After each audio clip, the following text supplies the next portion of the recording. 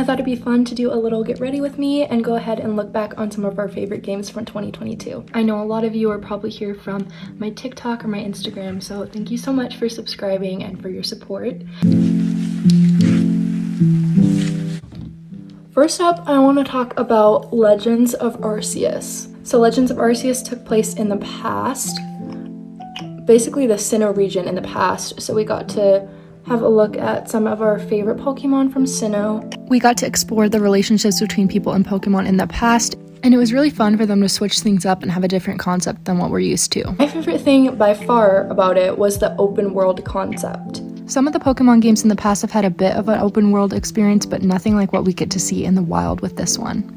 Rather than the traditional gym battle, there is now stronger rideable Pokemon that you'll need to battle and partner with in order to get through the rest of your journey. There's also super strong alpha Pokemon found in the wild that are a little bit of a challenge to catch, but it makes it fun. It was fun to see them kind of turn a region that we all know and love into something new. Next up, we have to talk about Disney Dreamlight Valley. This game is literally so much fun. Whoa.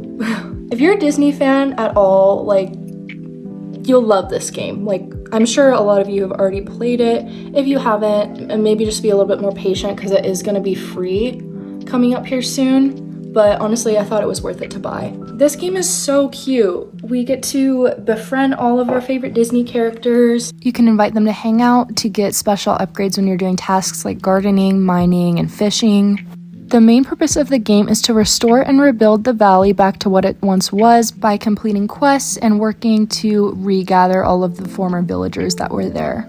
You can let your creative juices flow and design the valley exactly how you want it to be. It's like Animal Crossing meets Disney, and all your villagers are just adorable, nostalgic Disney characters that you know and love. My only gripe with this game is there are a lot of glitches that still need to be fixed. Especially if you're playing on Nintendo Switch, you'll know what I'm talking about. The game constantly crashes on me. It's gotten a bit better with the updates that they've done, but they still kind of have far to go. I will say that I do love the graphics of this game and kind of the style of your character. And I think they just did a good job overall because, all the Disney cartoons and things like that aren't necessarily made in the same style, but they did a good job of kind of adapting that to everybody to bring them in the game. Overall, Disney Dreamlight Valley is just so wholesome and so cute. Sure, they have some things that they need to fix, but they're working on it and it'll get better. As we know, the Nintendo Switch itself is just kind of a buggy gaming system, so it is what it is. The next game that I really, really, really enjoyed and wanted to talk about is Potions Permit. This game is so cute. I just love this style. It reminds me a little bit of Stardew Valley, but the concept itself is so much fun. You're a little potions maker and you move to a new village and you kind of have to prove yourself to all of the villagers by getting to know them and crafting potions that will help heal them and make the village better. And you have the cutest little dog sidekick. I love him. You get to go out in the world and explore and forage for ingredients for your potions. As you continue to heal the townspeople, you'll do your part in winning them over and gaining their trust.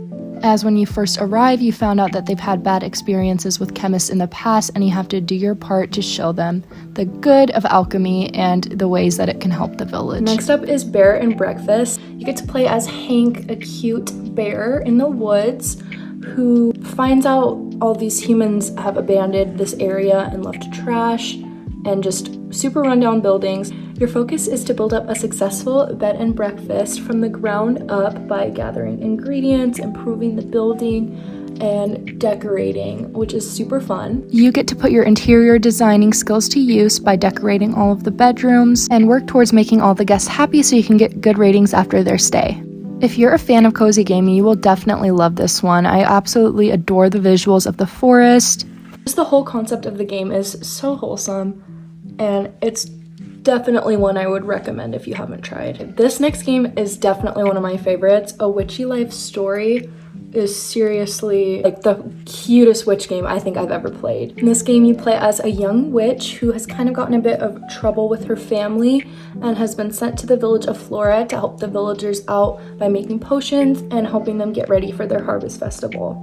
I absolutely adore the character design and just the artistry style of the whole game. It's honestly so aesthetic. And the outfits that you get to customize your character with are all things that I totally wish I had in my closet. You get to tend to your garden, harvest ingredients for your potions, and get into some mischief along the way.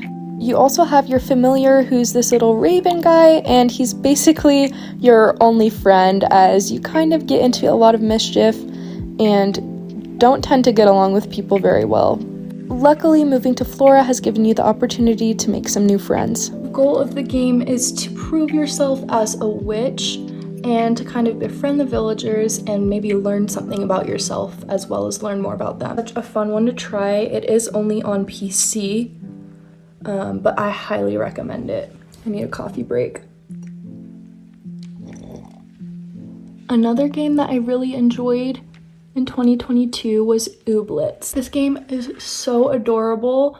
It's a farming and creature collection game and a town life one as well. You get to manage your farm, grow and train your ooblets, explore all the fun biomes, plants, characters, and unique ooblets that are in the game. There are so many different unique ooblets that you get to collect, and I think one of my favorite parts of the game is the little dance parties that you get to have with them. It's honestly so cute and it's their favorite thing to do. Okay, finally I want to talk about my favorite game of 2022, which is Pokemon Scarlet and Violet. This game was so much fun. I know a lot of people had a lot of complaints about the bugs and the gameplay not being as great as it should have been, which I do agree with those.